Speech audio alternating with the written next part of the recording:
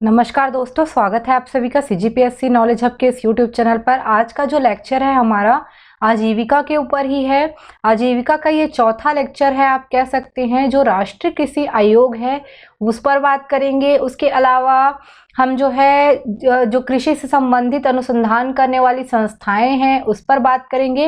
ये एक ऐसा टॉपिक है जिसमें से क्वेश्चन स्थापना वर्ष से लेकर या कहीं तो हेडक्वार्टर को लेकर क्वेश्चन आते रहते हैं। तो हम जो है आज का पूरा एक जो संस्थान है, राष्ट्रीय और अंतर्राष्ट्रीय संस्थान, खास करके राष्ट्रीय संस्थानों पर फोकस करेंगे और इनमें से क्वेश्चन बनने की संभावना 99% होती ही है। याद रखिएगा इसको। चलिए स्टार्ट करते हैं। उससे पहले मैं आपको बता दूं, आपको 3 काम करना है। पहला, वीडियो को लाइक करना है। दूसरा, वीडियो पर कमेंट करना है। जो भी आपको इस क्लास के दौरान महसूस होती है, आप और कुछ अच्छा चाहते हैं तो आप बिल्कुल कमेंट कर सकते हैं। और तीसरी चीजें हैं, आपको शेयर करना है। उसके साथ साथ अगर आप नए हो चैनल पर तो नए हो तो सब्सक्राइब करके रखिए, जिससे आपको टाइम टू टाइम जो है अपडेट वीडियो की मिलती रहे। नोटिफिकेशन को ऑन करके रखिएगा, जिससे अपलोड होते ही आपके पास नोटिफिकेशन पहुंच जाएगा। और नहीं पहुंच पाता है तो टेलीग्राम से आप देख सकते हैं, टेलीग्राम पे जुड़कर। चलिए, राष्ट्रीय कृषि आयोग की मैं बात करूं, 18 नवंबर 2004 को राष्ट्रीय कृषि आयोग की स्थापना हुई थी। ये डायरेक्ट क्वेश्चन बनता है, राष्ट्रीय कृषि आयोग की स्थापना कब हुई? तो 18 नवंबर 2004 को। हो सकता है कि मैं नेक्स्ट क्लास से आपको साथ साथ क्वेश्चन भी बताते चलूं, 4-5 क्वेश्चन हम करते चलेंगे। और क्या बोलते हैं, इससे आपको क्या है, प्रैक्टिस बनी रहेगी। उससे पहले मैं आपको एक और चीज दे दूं, आप लोग में से जो भी वीडियो देख रहे हैं, मुझे आप लोग एक क्वेश्चन है मेरा जिस पर आप आंसर देंगे। ये मेरे वीडियो से रिलेटेड है, जो मैंने पहले भी डाला हुआ है। ओके, हरित क्रांति, जो हरित क्रांति है उसके शिल्पकार, ओके, मैंने क्या वर्ड यूज किया, शिल्पकार, कौन है? याद रखिएगा इसको, क्वेश्चन को। हरित क्रांति के शिल्पकार कौन माने जाते हैं? कृपया कमेंट बॉक्स पे आप कमेंट कर सकते हैं। ये लाइव चैट पे मत करिएगा, कमेंट बॉक्स में करिएगा, ताकि मैं बाद में देख के आपको सही कर पाऊं अगर आप गलत हुए तो। ओके, शिल्पकार वर्ड मैंने यूज किया है। चलिए आते हैं वापस कृषि आयोग पे। तो राष्ट्रीय कृषि आयोग कृषि से संबंधित जो भी काम है राष्ट्रीय स्तर पर देख रेख करने का, ये पूरा राष्ट्रीय कृषि आयोग करता है। अब थोड़ा सा आप दिमाग लगाओ, जब भी कृषि आयोग की बात करेंगे वो कृषि मंत्रालय के अधीन रहेगा, तो ऑब्वियस है कि वो कृषि मंत्रालय के अधीन ही रहेगा। ओके, 18 नवंबर 2004, ठीक, 18 नवंबर 2004। 18 दिसंबर घासीदास का बर्थडे आता है ना, वैसे ये एक महीने पहले पकड़ना, 18 नवंबर और 2004। इसके अध्यक्ष कौन थे? तो डॉक्टर एम.एस. स्वामीनाथन, वही थे अध्यक्ष। ये हमारे कृषि वैज्ञानिक भी रहे हैं, जानते हैं आप। उसके अलावा इन्होंने रिपोर्ट दी है 2006 में। 2004 में आयोग गठित हुआ, 2006 में इनकी रिपोर्ट आई। रिपोर्ट के तहत इनका जो सुझाव था वो डायरेक्ट था, जो भी मुसीबत में फंसे किसान हैं, यानी कि जैसे कैसे बोल सकते हो आप, जैसे कर्ज में कोई फंसा हुआ है, कोई सूखा से प्रभावित है, कोई बाढ़ से प्रभावित है, कोई और आपदा से प्रभावित है या अन्य कारण है, तो जिनके भी परिवार, किसान परिवार मुसीबत में है, उनके सहायता के लिए इन्होंने एक सुझाव दिया। उसके अलावा इन्होंने market risk stabilization fund, okay, ये मार्केट रिस्क है, मार्केट रिस्क स्टेबलाइजेशन फंड का गठन किया। इसका मतलब यह है, अगर कोई जोखिम होता है तो उसकी क्षतिपूर्ति के लिए हम एक मार्केट रिस्क स्टेबलाइजेशन फंड का गठन करें। यह सुझाव किसका था? राष्ट्रीय किसान आयोग जो गठित हुआ था 2004 में, उन्हीं का। 2006 में रिपोर्ट आई है, तो रिपोर्ट का अलग पूछ सकता है। गठन के 2 वर्ष बाद रिपोर्ट आई, जिसमें दोनों पॉइंट बोले। तीसरा पॉइंट था आपदाओं से सुरक्षा के लिए एग्रीकल्चर रिस्क फंड। ओके, ये फंडा लिखा गया, रिस्क फंड। मतलब एक तो आपको मार्केट रिस्क फंड बनाना है स्टेबलाइजेशन के लिए, और दूसरा एग्रीकल्चर रिस्क फंड बनाना है। अगर आपका फसल खराब हो गए तो उसके लिए भी एक रिस्क फंड होगा। उसके लिए अलावा जो है बीमा योजना का विस्तार पर बल दिया, पंचायतों को सुदृढ़ करने पर बल दिया, क्योंकि कहीं ना कहीं ग्रामीण विकास की जो नींव है वो पंचायतों से रखी जाती है। तो ये राष्ट्रीय कृषि आयोग के कुछ सुझाव थे। पहला, मुसीबत में को वाले किसानों को सहायता देना है। दूसरा, मार्केट को रिस्क स्टेबलाइजेशन फंड बनाना है ताकि मार्केट जोखिम से बचा जा सके। तीसरा, एग्रीकल्चर जोखिम वाला फंड बनाना है, एग्रीकल्चर रिस्क फंड। और उसके बाद चौथा है बीमा योजना को बढ़ाना है, वो भी कहीं ना कहीं रिस्क का ही कवरेज है। और पंचायतों को सुदृढ़ करना है। तो ये 5 पॉइंट क्या थे, उनके सुझाव में थे। उसके अलावा धीरे से आते हैं हम राष्ट्रीय खाद्य सुरक्षा अधिनियम। अब देखिए कृषि से संबंधित है इसलिए मैंने ये पॉइंट को भी उठाया। अभी कृषि में और भी बहुत सारे पॉइंट बनते हैं, बट मैं वेट कर रही हूँ अपडेट का। उसके बाद मैं आपको लास्ट वाला जो वीडियो रहेगा ना, वो फुल एंड फाइनल वाला कृषि से संबंधित, वो मैं आपको अपडेट के साथ दूंगी, तो थोड़ा वेट करिएगा उसके लिए। आते हैं राष्ट्रीय खाद्य सुरक्षा अधिनियम। अगर आप जानते होंगे नेशनल फूड सिक्योरिटी एक्ट के बारे में, तो ये अधिनियम ऐसा है जो प्रत्येक व्यक्ति के लिए खाद्य की आपूर्ति की एक प्रकार से क्या करता है, गारंटी लेता है। तो राष्ट्रीय खाद्य सुरक्षा अधिनियम वैसे तो हमारे छत्तीसगढ़ में 1 साल पहले ही लागू हो गया था। 2013 में नेशनल लेवल पर इसको जो है इस अधिनियम को लाया गया, जिसके माध्यम से 75% ग्रामीण और 50% शहरी जो आबादी है उनको कवर किया गया। किसके अंतर्गत? जो लक्षित सार्वजनिक वितरण प्रणाली है उसके अंतर्गत, जिसको आप पीडीएस बोलते हैं ना, वही। तो लक्षित जो सार्वजनिक वितरण प्रणाली है उसके अधीन जो है ये 75% ग्रामीणों को और 50% शहरी आबादी को कवर करना और उनको खाद्य सुरक्षा प्रदान करना ही इसका जो है प्रमुख लक्ष्य था। और वो भी कैसा, एक उचित दाम होगा और एक पर्याप्त मात्रा होगी, जिसमें लक्षित सार्वजनिक वितरण प्रणाली के अंतर्गत उनको प्रति माह जो है दिया जाएगा। तो इससे कई क्वेश्चन बनते हैं। पहला, यह अधिनियम कब आया? 2013 में। इसका उद्देश्य क्या था? उचित दाम और पर्याप्त मात्रा में बेहतर भोजन की व्यवस्था करना। उसके अलावा किसके माध्यम से किया जाएगा? तो लक्षित सार्वजनिक वितरण प्रणाली के माध्यम से। और कितने परसेंट को कवर किया गया? तो 75% ग्रामीण और 50% शहरी आबादी को। ओके, 4-5 क्वेश्चन इस लाइन से ही बन जाते हैं। चलिए आगे और बात करते हैं हम राष्ट्रीय और अंतर्राष्ट्रीय जो शोध संस्थान है। पहले अंतर्राष्ट्रीय की बात करते हैं, फिर राष्ट्रीय पे आएंगे। बकायदा मैं इसके हेडक्वार्टर के साथ स्थापना वर्ष आपको बता देती हूँ, जो कि आजकल का ट्रेंड बना हुआ है और कभी भी कहीं पे भी पटक देता है, तो वहां पे आपको ये हेल्प हो जाएगी। बहुत महत्वपूर्ण है। आप एडीओ दे रहे हो, नहीं दे रहे हो, कोई भी एग्जाम दे रहे हो देश का, आपको ये जरूरी हो सकता है, याद रखिए। अंतर्राष्ट्रीय चावल अनुसंधान केंद्र कहाँ है? मनीला, फिलीपींस में। ओके, मनीला फिलीपींस में। अंतर्राष्ट्रीय गेहूं और मक्का संस्थान तो मैक्सिको। इसको याद करने का तरीका है, मैक्सिको से ही हरित क्रांति स्टार्ट हुई थी। गेहूं मक्का को पकड़ लीजिएगा। राष्ट्रीय कृषि विपणन संस्थान, यह राष्ट्रीय की बात आ गई, तो जयपुर में है। और भारत का पहला कृषि विश्वविद्यालय तो गोविंद वल्लभ पंत के नाम पे है, कृषि प्रौद्योगिकी विश्वविद्यालय, जो उत्तराखंड में है। उत्तराखंड में पहले कृषि विश्वविद्यालय शुरू हुआ था 1960 में। ओके, उसके बाद प्रमुख कृषि बोर्ड जो है कुछ फेमस है, जैसे पहले rubber board Kottayam Kerala. Okay, rubber Kottayam, rubber का टायर बनता है ना, उसे याद रखना, time time. Okay, rubber board Kottayam, Kottayam नाम से ही है, केरल है ना। तंबाकू, तंबाकू मतलब आंध्र प्रदेश। ओके, राजमुंद्री में इसका रिसर्च सेंटर भी है और गुंटूर में इसका बोर्ड है। तंबाकू बोर्ड कहाँ? गुंटूर। ओके, जो तंबाकू खाते हैं गुटर गुटर करके खाते रहते हैं ना, चबाते रहते हैं, तो इसे याद रख लेना। तंबाकू कहाँ है? गुंटूर, आंध्र प्रदेश में। कॉफी बोर्ड, कॉफी का खेती ज्यादातर होता है कर्नाटक में, तो कर्नाटक के साथ साथ याद रखना है बेंगलुरु को कॉफी बोर्ड आपको मिलेगा बेंगलुरु पे। उसके बाद चाय, तो चाय आपको याद रखना है दार्जिलिंग एरिया। दार्जिलिंग किसमें आता है? पश्चिम बंगाल में। तो जो आपका चाय बोर्ड है, चाय बोर्ड का जो संस्थान है, बोर्ड है, वो होगा कोलकाता, पश्चिम बंगाल में। और उसके बाद मसाला, तो मसाला में वापस आप केरल जाओ, मसाले की खेती के लिए फेमस है तो कोच्चि केरल में। ओके, मसाला कुछ कुछ से मसाला ढल भरते हो हमने सब्जी में। देखिए मेरे ऐसे वर्ड को आप हल्के वे में लीजिएगा याद करने के लिए। तो मसाला कोच्चि है ना, रबर टायर, टायर से कोट्टायम है ना, चाय, चाय से दार्जिलिंग मतलब कोलकाता में रहेगा, कॉफी यानी कि बेंगलुरु कर्नाटक से रिलेटेड, तंबाकू मतलब गुटुर गुटुर खाते रहते हैं तो गुंटूर। ओके, ये याद करने का एक छोटा सा ऐसा ही है, दिमाग में आया तो मैंने दे दिया, आपकी मर्जी, आप जैसे भी याद करना चाहें। उसके बाद बात कर लेते हैं अब हम राष्ट्रीय स्तर के जो संस्थाएं हैं उनके बारे में। ये आपको बहुत ही ज्यादा हेल्प कर सकता है किसी भी एग्जाम में परफॉर्म करने पे अगर ये क्वेश्चन आता है। पहला है भारतीय कृषि अनुसंधान परिषद, जिसको आप ICAR बोलते हो ना, याद रखिएगा ये नई दिल्ली में है। इंग्लिश नाम आप सर्च कर सकते हैं, अभी मेरे पास ये शॉर्ट टाइम है तो मैं डायरेक्ट बताते जा रही हूँ, ठीक है। तो ये Indian council for agriculture research ऐसा करके आता है, इसका आप चेक कर सकते हैं। भारतीय कृषि अनुसंधान परिषद। ओके, 23 मई 1929 को, कब? 23 मई 1929 को राष्ट्रीय जो भारतीय कृषि अनुसंधान परिषद है उसकी स्थापना की गई। 23 मई 1929। ओके, 23-29 ऐसे याद रखना, 23-5-29। ओके, 23-5-28 होता है पर 23-5-29 याद रखना। इसका हो सकता है कभी भी पूछ सकता है ICAR का। ओके, भारतीय कृषि अनुसंधान संस्थान है ना। तो इसको याद रखना, ये इंडियन एग्रीकल्चर रिसर्च इंस्टीट्यूट बोल सकते हो आप इसको। पहले ही इसको पूसा बिहार में स्थापित किया गया था 1 अप्रैल 1905 में।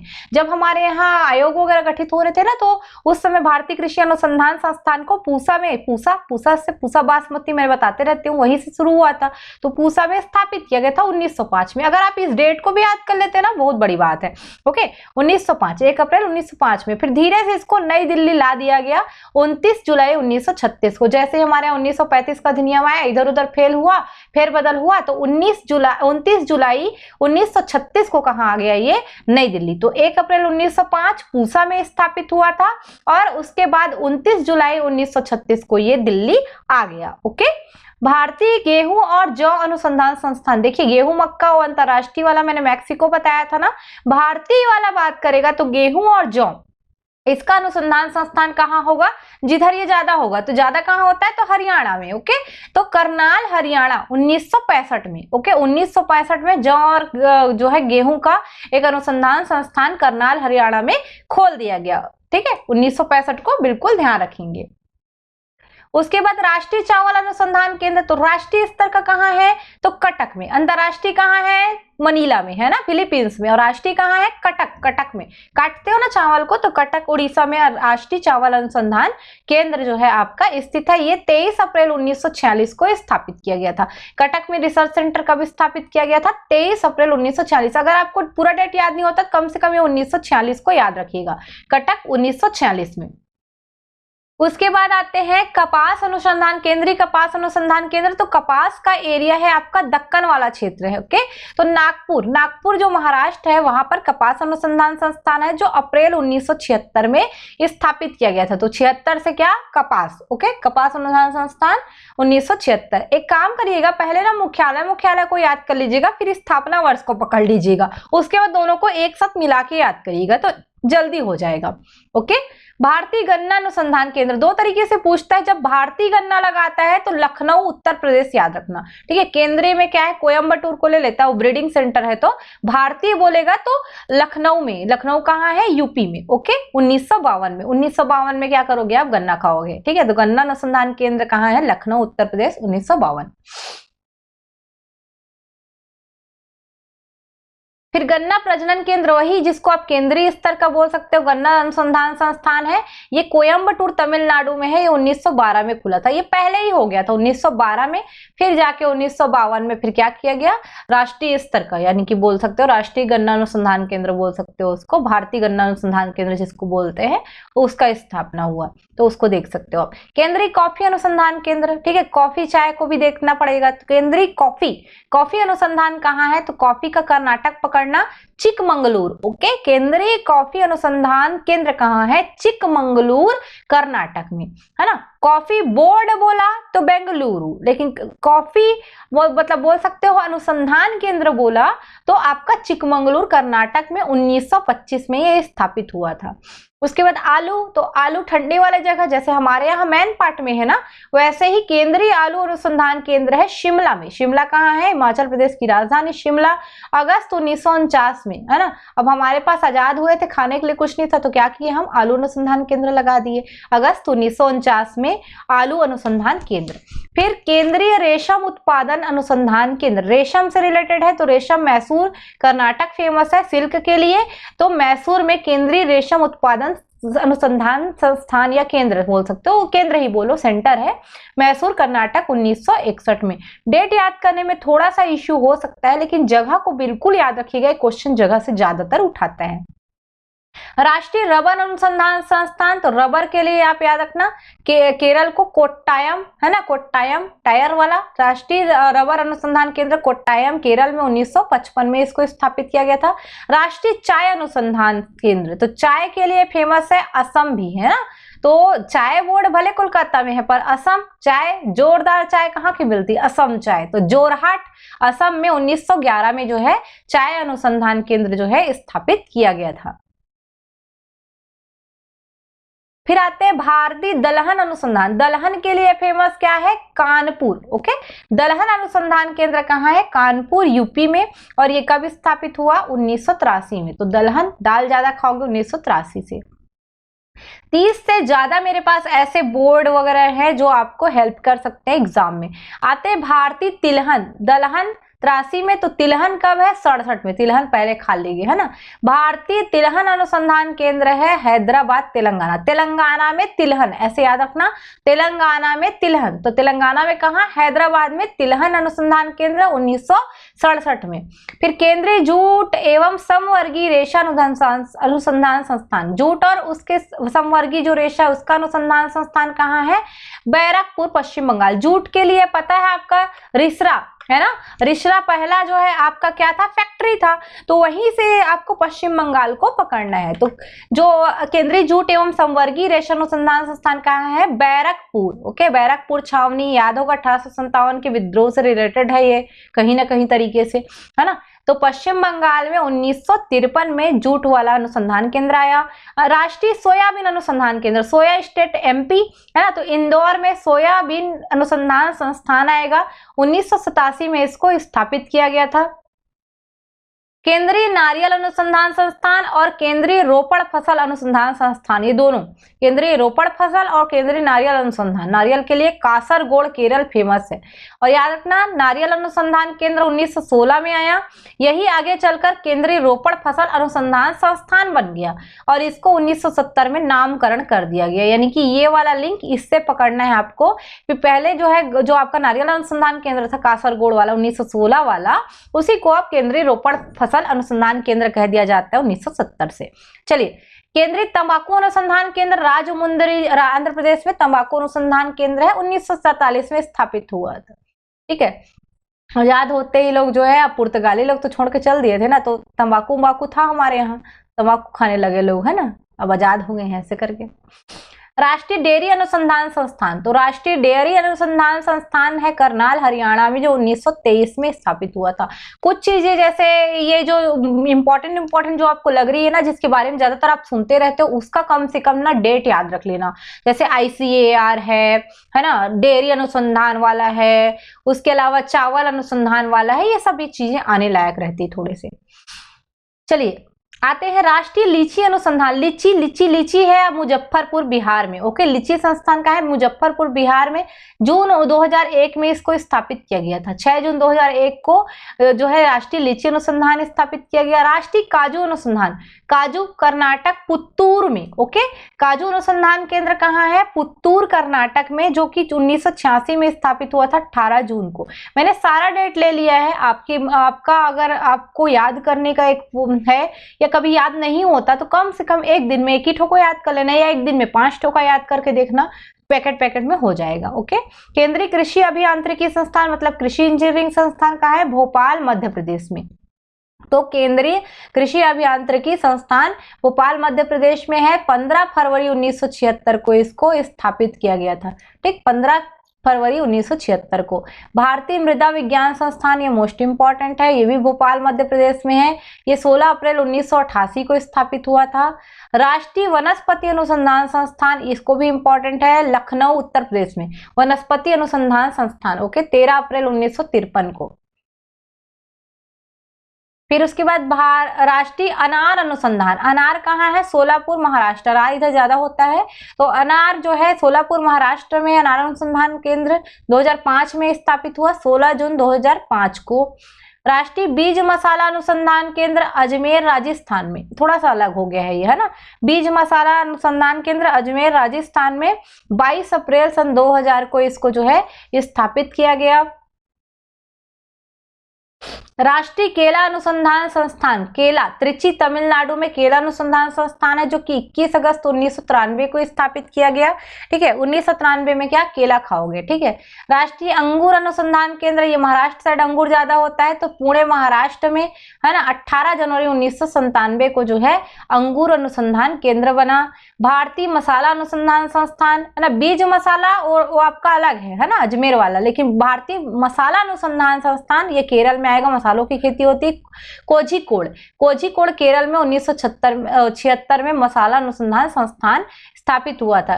केंद्रीय कंदी फसलें अनुसंधान संस्थान, कंदी फसल तो तिरुवनंतपुरम केरल में, कंदी मतलब कांदी जैसे फसलों के लिए, तो तिरुवनंतपुरम केरल में कंदी फसलें जो है या कंदी फसल मतलब छोटे छोटे कंदी टाइप के रहते हैं, जो कांदा टाइप के बोल सकते हो, जो मतलब जिसकी जड़ों पे गांठें वगैरह पाई जाती हैं, उसकी बात कर रहे हैं। तो ये 1963 में स्थापित किया गया। भारतीय सब्जी अनुसंधान केंद्र वाराणसी उत्तर प्रदेश, सब्जी आता है ज्यादा वहां, 1971 में सब्जी अनुसंधान केंद्र स्थापित किया गया। केंद्रीय नींबू वर्गीय फल मतलब जैसे अटर्रा है, चकोतरा है, संतरा है, ये सबको मिला लो तो केंद्रीय नींबू वर्गीय फल अनुसंधान संस्थान मतलब सिट्रस फैमिली के, ये नागपुर महाराष्ट्र में है। नागपुर में संतरा ज्यादा होता है, पकड़ लोगे आप। 29 नवंबर 1985 को स्थापित किया गया। फिर आते हैं भारतीय मक्का अनुसंधान संस्थान, तो लुधियाना पंजाब है ना, इधर मोटे अनाज जो है ऊपर राजस्थान साइड होता है, तो लुधियाना पंजाब में भारतीय मक्का अनुसंधान संस्थान 1957 को स्थापित हुआ। भारतीय लाख अनुसंधान संस्थान रांची झारखंड में, जिसका नाम परिवर्तित हो गया है, भारतीय प्राकृतिक राल और गोंद संस्थान कर दिया गया है ना। पहले 20 सितंबर 1924 को इसका नाम भारतीय लाख अनुसंधान संस्थान था, फिर हमने 20 सितंबर को ही इसके बर्थडे के दिन ही 2007 में इसको प्राकृतिक राल और गोंद संस्थान कर दिया गया नाम। केंद्रीय तटीय कृषि अनुसंधान संस्थान कहाँ है? गोवा में। याद रखना, लाख उत्पादन में झारखंड फर्स्ट है और सेकंड नंबर पे हमारा छत्तीसगढ़ है। ओके, तो केंद्रीय तटीय कृषि वाला तटीय कृषि गोवा में है, तो 1 अप्रैल 1976 को स्थापित हुआ था। केंद्रीय द्वीपीय कृषि अनुसंधान संस्थान द्वीप वाले, तो पोर्ट ब्लेयर अंडमान निकोबार द्वीप समूह जो है यहाँ की राजधानी है, वहां पर जो है द्वीपीय कृषि अनुसंधान संस्थान है। 23 जून 1978 को द्वीपीय कृषि अनुसंधान संस्थान जो है स्थापित किया गया। फिर भारतीय कृषि सांख्यिकी अनुसंधान संस्थान, ये नई दिल्ली में है, 1930 में ये जो है अस्तित्व में आया। तो ये कुछ 37 जो है मैंने लिए हुए हैं संस्थानों को। इसमें से क्वेश्चन बनने की संभावनाएं जो है आपका बहुत ज्यादा रहती है, और किसी भी एग्जाम में, जरूरी नहीं किसी पीडीओ में आए, बहुत सारे एग्जाम्स आप देते हो उसमें संभावनाएं हैं। तो मैंने एक सेपरेट वीडियो बनाया है, मेरा एक सेपरेट वीडियो रहेगा जो फसलों के बारे में, एमएसपी के बारे में, आयोग वगैरह के बारे में, उसके साथ साथ अपडेटेड आंकड़ों के बारे में रहेगा। लेकिन उस वीडियो के लिए आपको थोड़ा सा वेट करना पड़ेगा, क्योंकि वो अपडेटेड आंकड़े जब छत्तीसगढ़ के भी आ जाए ना मेरे पास, तो मैं तुरंत उसको दूंगी आप लोग को, उसका आपको बिल्कुल टेंशन नहीं लेना है, ठीक है। उसी में सिंचाई वगैरह भी हम लोग देख लेंगे। उसके बाद जो है बाकी अब जो है नेक्स्ट वीडियो पे मिलते हैं, जो भी कृषि मशीनरी वाली होगी हमारी नेक्स्ट क्लास की टॉपिक होगी, ठीक है। चलिए, अभी इकाई 1 ही चल रहा है हमारा आजीविका का, 2-3 क्लास में ये कवर होने वाला है इकाई 1। ओके, चलिए, धन्यवाद। जय जोहार, जय छत्तीसगढ़। पसंद आया होगा तो बिल्कुल लाइक, शेयर एंड सब्सक्राइब कर दीजिएगा।